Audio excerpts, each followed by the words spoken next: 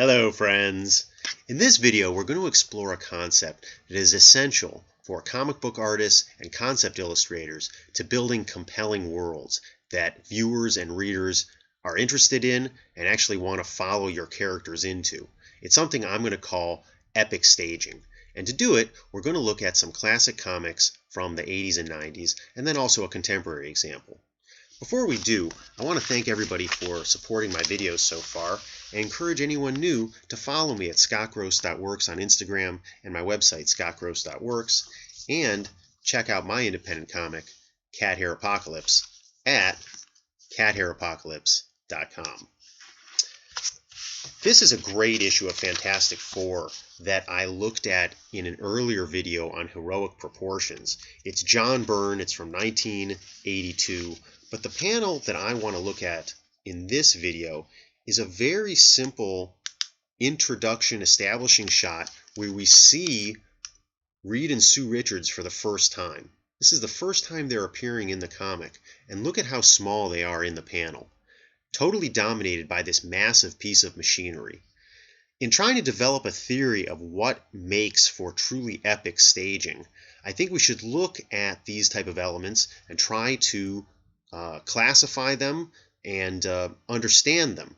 And in this case, there's something very deliberate going on here where the two main characters are being forced into the lower left 1/4 of the panel by this huge piece of machinery and all of these lines that converge and point the viewer's attention down to them. The only other element we have for scale is the doorway here behind Sue. That gives us definitely a picture that this is a dominating piece of machinery. Here I tried to simplify it a little bit, and you can, in trying to redraw it yourself, this piece dominates the scene and forces these two around it. If we keep going with Fantastic Fours, a little bit later on, we'll get to another issue that I looked at in an earlier video on chrome theory. This is Walt Simonson from 1990. And look at how it opens up. This is the opening splash page. And what a dramatic splash it is. The space shuttle was all the rage in 1990. And here, a very shuttle-looking object, a huge black triangle, completely dominates the page and forces the action, these rockets, around it. Again, it's a very deliberate move by the illustrator. This is no accident that there's a black triangle in the middle of the page. The illustrator is communicating something to us as readers and forcing us to look for meaning around the periphery, just like we did with Reed and Sue in the previous example. Later on in this issue, we have a more conventional environmental scene, and I think we can study that further. Here, the Fantastic Four +1 in the story enters a massive room, and it's worthwhile trying to figure out what makes it massive. And certainly, one of the things that makes it massive are these huge, dominating foreground elements. I tried to simplify them here. There's this hook. There are these huge, heavy beams. Here, even in the extreme foreground. Even on the floor, there's a massive element. And our heroes are very tiny by comparison.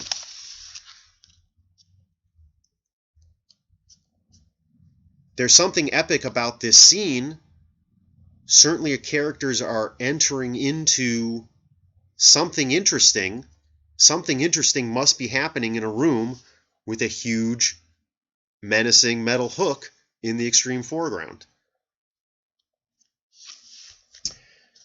Simonson's run on Fantastic Four was full of amazing establishing shots. If we just go back a few issues to issue 337, we get one of the classics. This is worth picking up if you can ever find it. It's called Enter the Time Stream. And look at the opening splash. This is a 2-page opening splash into the time stream. I have to zoom all the way out so that you can see the whole thing. This is just an NPC. But look at how it dominates the scene and forces our heroes into this tiny little corner. There's something undeniably epic about this splash page. And it's worth figuring out to try to get this same quality in our own work. The machine, like I said, is an NPC. It's not a character. But its inclusion is no accident.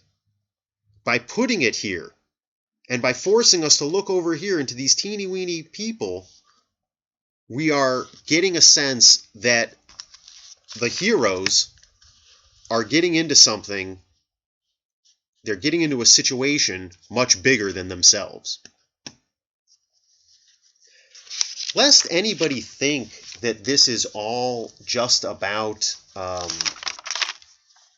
making tiny people in big rooms, I want to look at something completely different and try to find similarities and cross points. This is another image that's undeniably epic. We've all seen people firing guns before, but this cover here for Deathlock #1, I mean, this really takes the cake.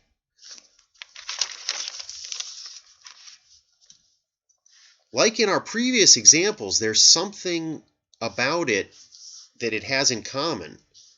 There's something deliberate about it.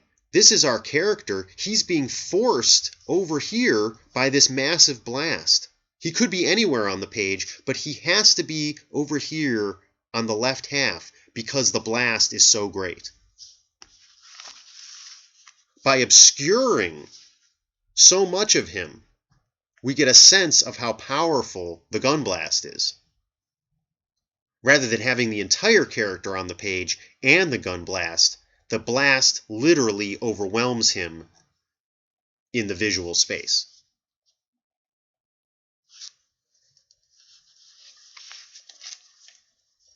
Let's take a look at a more contemporary Hulk. This is another John Byrne, but it's John Byrne from 1999.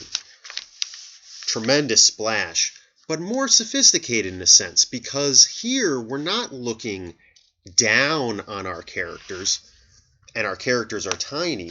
Here we have characters at every level of depth, and the scene is very deep and at the same time very epic. We have these minions here in the foreground, in the extreme foreground.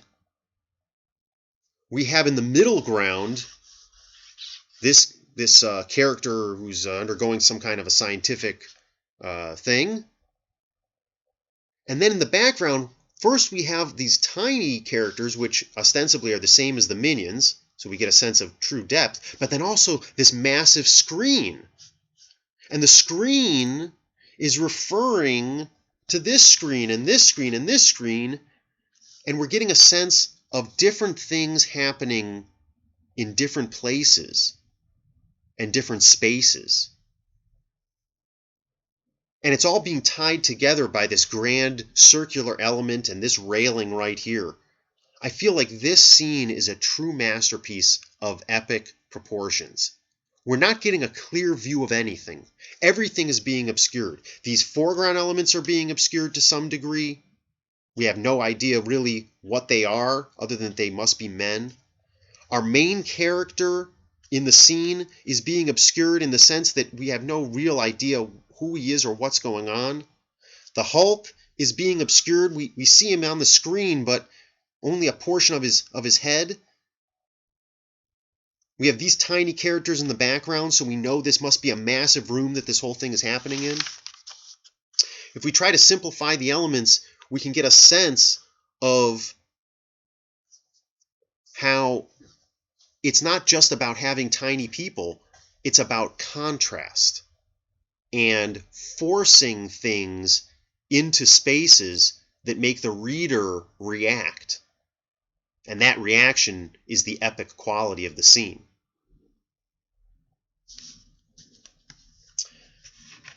I want to take a look at a contrast here and go back to a Fantastic Four from the 80s, another John Byrne, and we will look at this again when we talk about fight scenes. But this is a scene that I always remembered from when I was a kid, which is the gladiator lifting up the Baxter Building.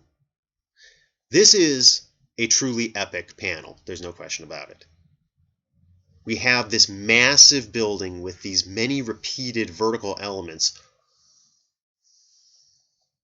almost ceaselessly leading up into the sky. Here in the bottom, our main character is massive, in a sense. He's the only character in the scene. He's in the foreground. But look at how he's being jutted by this big dark triangle, the edge of the building that he's lifting up. We feel the weight of this.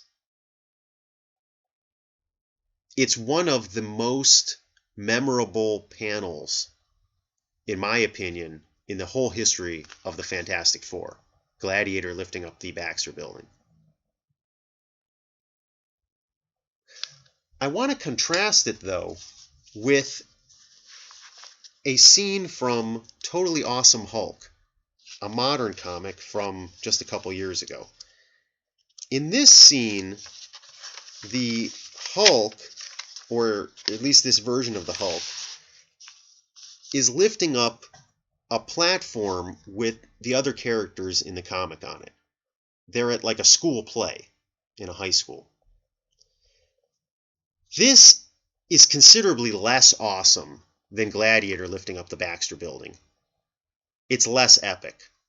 It's worthwhile exploring why. And this isn't to criticize the artist behind Totally Awesome Hulk. There's a lot of totally awesome elements to this comic, and that's why I bought it. This scene, however, isn't one of them. The characters in the foreground are not big enough. Remember, in that John Byrne Hulk we looked at before, the heads were in the extreme foreground. They were so big, they jutted up against the picture plane. These guys don't. The Hulk is the main character, ostensibly. He's the one doing the lifting, but he's positively normal. The pose isn't heroic. It's not much of an upshot. It's not clear where his hand disappears into. We don't see the cracks and the weight. We don't see anything. And there's an awful tangent here. Miss Marvel, I get it that she's a giant character, but her pose is such that she's both larger than the Hulk and doesn't appear heavier. She's both large and not heavy at the same time. And these characters have no weight. There's not enough contrast going on here. These lines lead in every single direction besides down, whereas these lines lead all down, or infinitely up, to give you an idea of how heavy the building is and how it just goes on forever. These lines lead everywhere and nowhere at once. The characters have no weight. There's a bad tangent here. I don't really get a sense of this platform being heavy. There's no great contrast. Our characters aren't being forced into a tiny confining space by the weight of the platform. Everybody has their equally allotted space, including the foreground elements. There's nothing being obscured. It's not epic staging. And some of these other examples clearly were. This is epic. And I think that it's worth looking at examples like this so that you can inject epic staging into your own artwork and craft scenes that your viewers and readers actually want to learn more about and dive into. I want to thank everybody for supporting me so far. Please, in the comments section, post the comics that were influential to you and ones that you want to see me cover in future videos. And happy drawing!